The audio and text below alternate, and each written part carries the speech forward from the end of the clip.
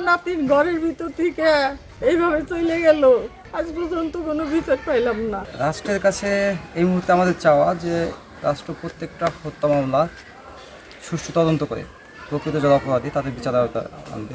পরবর্তীতে 1 বছর খানিক পরে আমাদের হঠাৎ করে একজন সাব ইন্সপেক্টর উনি আমাকে ফোন দিয়ে বললো যে ভাই আব্দুল আহাদের যে মামলাটা ছিল সেই মামলাটা আমি রিপোর্ট দিয়ে শেষ করে দিয়েছি। আব্দুল আহাদ যে জায়গাটা মারা যায় ওই জায়গা প্রত্যেকটা দোকানে প্রত্যেকটা বাড়িতে সিসি ক্যামেরা ছিল। সিসি ক্যামেরা স্পষ্ট দেখা গেছে। আব্দুল আহাদ মারা যাওয়ার 3 দিন পরে প্রত্যেকটা সিসি ক্যামেরা ওইখান থেকে পুলিশ নিয়ে গেছে, জমি করে নিয়ে। আমাকে থানা থেকে এমন কোনো সহায়তা করা নাই, বরং আমার কনসার্ন ছাড়া আমার সাথে পরামর্শ ছাড়াই তারা রিপোর্ট দিয়ে মামলা শেষ করে দিয়েছে। আব্দুল আহাদ হত্যাকারীর বিষয়ে যা হত্যা যারা করছে আমি তাদের সুবিচার পাইনি।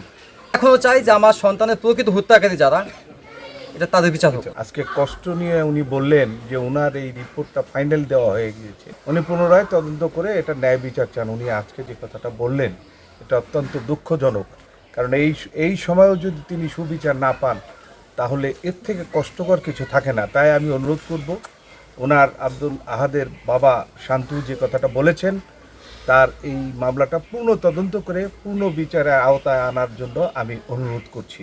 24 সালের 20 জুলাই আব্দুল আহাদ এই দুষ্কৃতীদের হাতে গুলিবিদ্ধ হয়ে শাহাদাত বরণ করেন। আসলে ও আমাদের পরিবারের সবচেয়ে ছোট সদস্য। ওর কথা মনে পড়লে আসলে আমরা এখনও ভেঙে পড়ি।